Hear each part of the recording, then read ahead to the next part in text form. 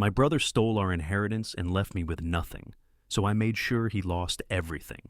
When our parents passed away, my brother and I were supposed to split everything equally. That's what they wanted. That's what was written in their will. But my brother, he had other plans. While I was grieving, he manipulated the legal process and took everything: our childhood home, our parents' savings, even the life insurance payout. And when I confronted him, he just laughed in my face. Life isn't fair. You'll figure something out.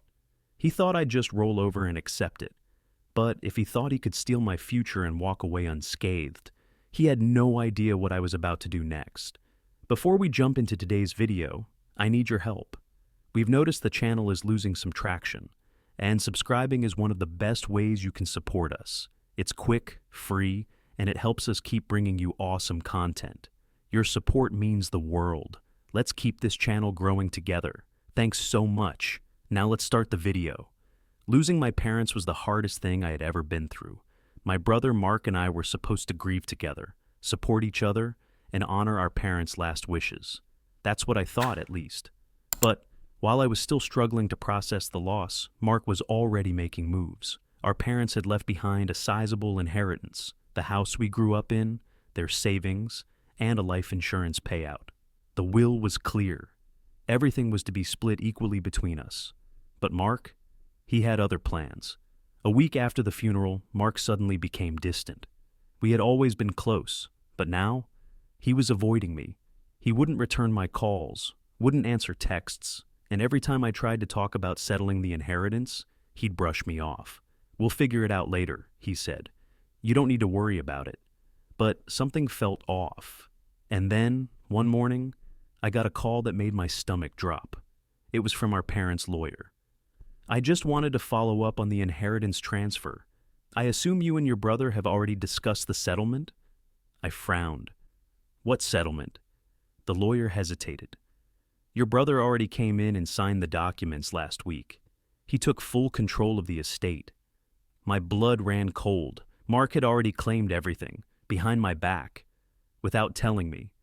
And when I confronted him, he didn't even deny it. That evening I showed up at his house, furious. "How could you do this?" I demanded. Mark leaned against the doorframe, completely unfazed. "Look, I handled it, okay? You were too emotional. You wouldn't have known what to do with the money anyway." I clenched my fists. "It wasn't your decision to make." He shrugged. "Life isn't fair. You'll figure something out." And then he shut the door in my face. That's when I knew. Mark had never seen me as family. He had seen me as an obstacle, but if he thought I was just going to let this slide, he had no idea what was coming. I stood outside Mark's house, seething. He had taken everything: the house, the money, the future our parents wanted for both of us, and the worst part, he didn't even feel bad about it. "Life isn't fair. You'll figure something out." Those words echoed in my head. Mark thought he could just steal my inheritance and walk away unscathed. He thought I'd just accept it and move on. But if he thought I was going to let him get away with this, he was about to learn the hard way that he had underestimated the wrong person. I spent the next few days gathering every piece of evidence I could. I went to the lawyer's office and requested copies of the documents Mark had signed. Turns out, he had forged my signature on key paperwork, claiming I had voluntarily given up my share of the estate. That wasn't just deception, that was fraud. And now, I had proof. But I wasn't going to run straight to the police. Not yet. I wanted to watch Mark squirm first. Mark had moved into our childhood home, thinking he was untouchable, so I made sure he couldn't enjoy it. I contacted the utilities company and had the bills transferred back to my name. Since I was still legally attached to the property on paper, they complied. Within a few days, Mark's water was shut off. His electricity? Disconnected. He tried calling me, furious. "Mark, what the hell did you do?" Me. "Oh, you mean my house? You know, the one you stole? I guess there's some confusion over ownership." Mark. "This isn't funny." Me. "No, but it sure is fair, don't you think?" He hung up, but I wasn't done yet. I started making calls to the bank, the insurance company, and the local tax office. Since Mark had falsified documents, there were now legal discrepancies surrounding the estate. And those discrepancies, They were about to blow up in his face. A week later, Mark called me again. But this time, his voice wasn't angry, it was nervous. "Mark, we need to talk," I smirked. "Oh, now you want to talk?" "Mark, I think I messed up." I leaned back in my chair, enjoying this, because he had no idea just how much worse things were about to get. Mark sounded panicked on the phone, but I wasn't about to make this easy for him. "You messed up?" I repeated, pretending to be confused. "How so?" He hesitated. For the first time, he wasn't in control. "The bank is freezing the estate funds. They're saying there's an issue with the paperwork." I smirked.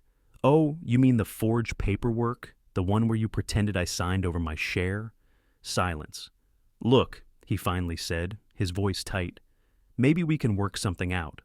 Now he wanted to negotiate? Now that his little scheme was falling apart? I wasn't done yet. "You know, Mark," I said, "you told me life isn't fair. I think you're finally figuring that out." Then I hung up, because Mark's real problems were just beginning. By now, the legal system was catching up to him. I had filed a formal complaint with the probate court, backed up with all the documents proving his fraud. And Mark, he was in deep oshish. The money in our parents' estate, frozen. The house he had stolen, now under investigation. The lawyer who had helped him, facing questions from the state bar. And the best part? His own greed was about to destroy him. Mark had spent years building up his reputation as the successful brother. He bragged about his wealth, acted like he was better than me. So, when word spread through the family about what he had done, it ruined him. Relatives started cutting him off. Friends started avoiding him.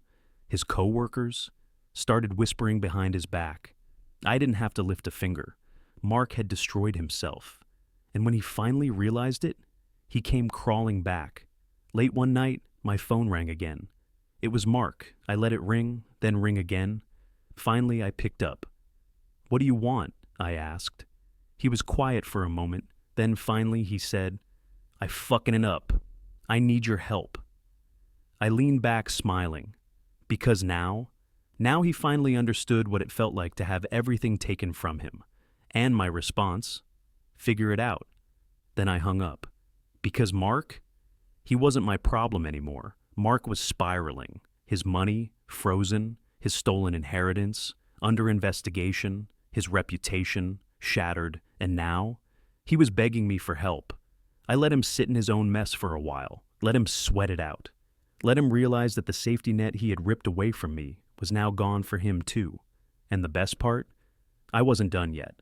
While Mark was panicking, I was working with my lawyer to completely undo what he had done. Since the will had been tampered with, the court nullified the fraudulent changes, which meant everything reverted back to its original terms. The estate was split evenly, just like our parents wanted. Mark officially lost half of everything he had stolen. But it wasn't just about the money. He had used inheritance funds to pay off his own debts, bought a new car, made investments that were now under legal review. And guess what?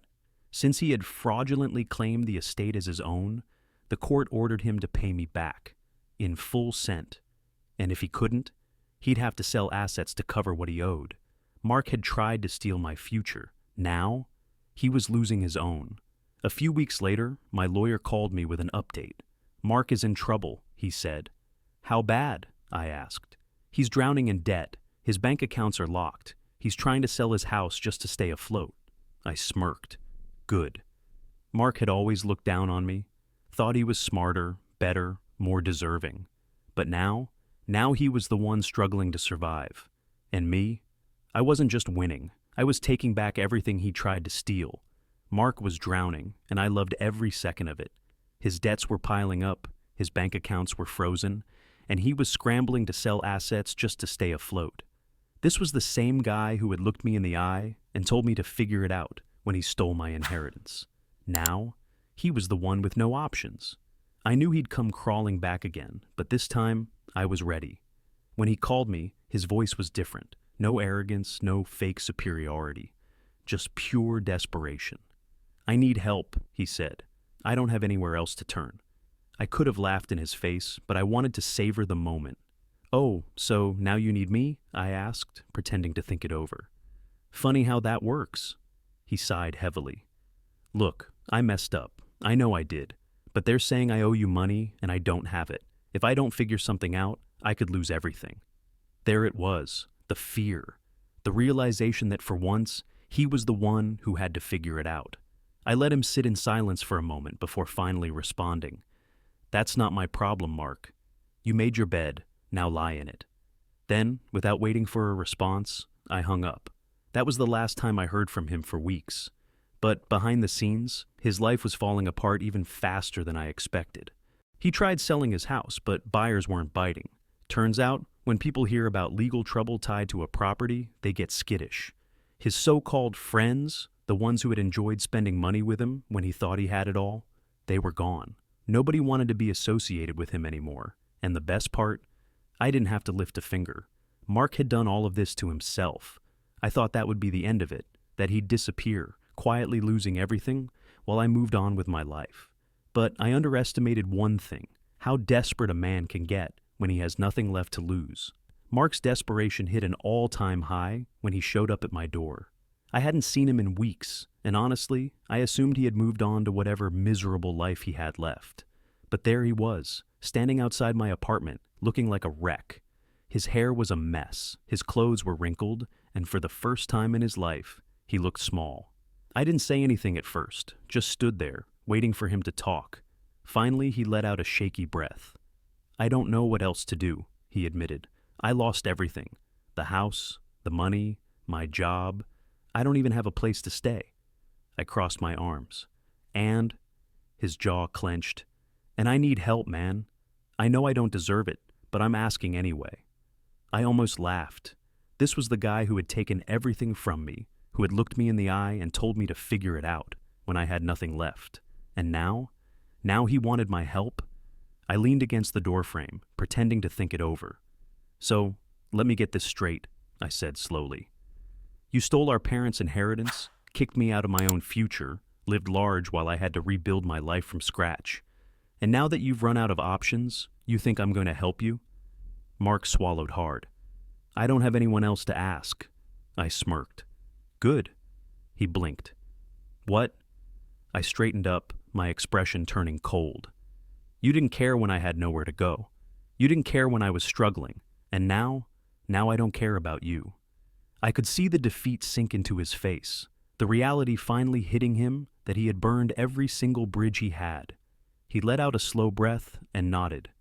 I deserve that. For the first time, he wasn't arguing. He wasn't making excuses. He wasn't trying to manipulate his way out of trouble. He knew he had lost. I didn't say another word. I just closed the door in his face. That was the last time I ever saw Mark. After I shut the door in Mark's face, I expected to feel some kind of satisfaction. But the truth, I just felt done. I had spent months watching him unravel, losing everything he had stolen from me. And now, he was nothing. I moved on, focused on my own life. For the first time in years, I wasn't carrying someone else's problems on my back. I was free. But Mark, he wasn't done hitting rock bottom yet. A few weeks later, I got a text from a mutual family friend. Dude, have you heard about Mark? I frowned. Number, what now? He's in serious trouble. Apparently he was so desperate for money that he started taking out loans he couldn't pay back. Now he's getting threats from debt collectors. I shook my head. It was classic Mark. The guy couldn't handle consequences. Instead of trying to rebuild, he had tried to cheat his way back to the top again. But this time, there was no one left to save him. He had burned his bridges with me, lost the respect of his coworkers. His so-called friends had vanished the second the money ran out. And now, he was running out of places to hide. And the best part? I didn't feel bad. Not one bit. A month later, I got a call from my aunt. She still talked to Mark occasionally, though from what I heard, even she had grown tired of his excuses. He's leaving town, she told me. Leaving? I asked, raising an eyebrow. Yeah, she sighed. He's got nothing left here. No job, no home, no one willing to put up with his ash. I guess he figured it was time to disappear. I leaned back in my chair, letting that sink in. Mark, the brother who had betrayed me, stolen from me, laughed in my face when I asked for what was rightfully mine, was now running away from the mess he created. I should have felt something: regret, pity, a sense of finality. But all I felt was peace, because Mark had finally learned a lesson that he never thought he'd have to learn. Some people don't get second chances. Mark was gone. He had packed up what little he had left and disappeared, leaving behind a trail of debt, burned bridges, and broken promises. And me? I didn't look back. For the first time in years, I wasn't cleaning up his messes. I wasn't being manipulated into feeling guilty.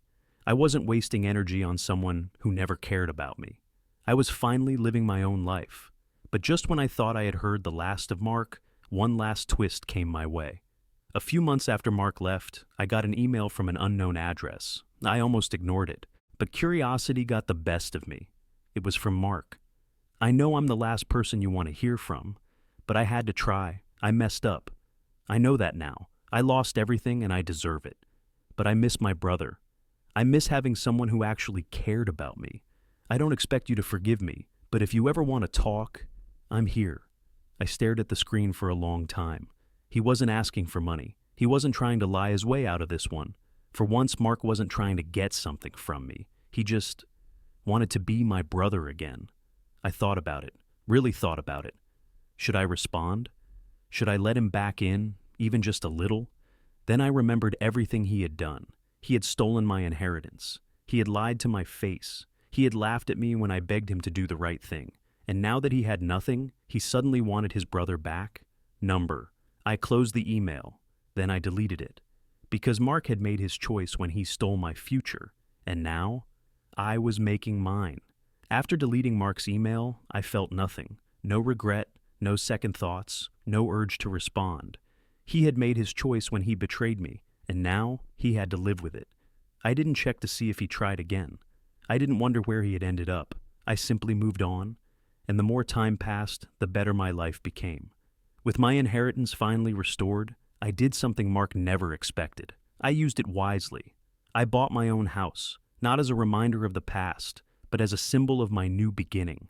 No one could take it from me this time. No one could rewrite my future behind my back. I also invested in myself, something I had never been able to do while constantly cleaning up after my brother's mistakes. I traveled, pursued new opportunities, and surrounded myself with people who actually cared about me. Mark had tried to steal my future, but in the end, he had only set me free. A year passed before I heard Mark's name again. A distant family member mentioned him in passing. I think he's working some low-wage job out of state. He's barely scraping by. I just nodded. I didn't ask for details. I didn't need to.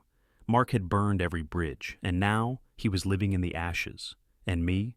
I had moved on. No anger, no revenge, just peace. Because in the end, walking away from him was the best decision I ever made. Mark faded from my life like a bad dream I had finally woken up from. No more calls, no more emails, no more desperate attempts to claw his way back into my world. And honestly, I never felt lighter. For years I had been carrying the weight of his greed, his selfishness, his betrayal. But once I let go, once I chose to stop caring, I realized something. I was finally free. Mark thought he had won when he stole our parents' inheritance. He thought he had outsmarted me, taken everything, left me scrambling while he enjoyed the spoils. But in the end, he lost everything. And me?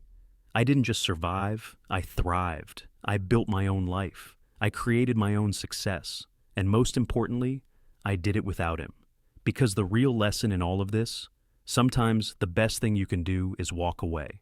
Let them destroy themselves. Let them face their consequences. Let them realize too late that you were the best thing they ever had. And when they do, make sure you're too far ahead to care. Some betrayals you don't come back from. Mark thought he could steal my future and get away with it. But in the end, he was the one left with nothing. And I walked away stronger than ever. Have you ever had a family member betray you in a way that changed everything? How did you handle it? Drop your stories in the comments. I'd love to hear them. And if you made it this far, don't forget to like and subscribe. See you in the next one.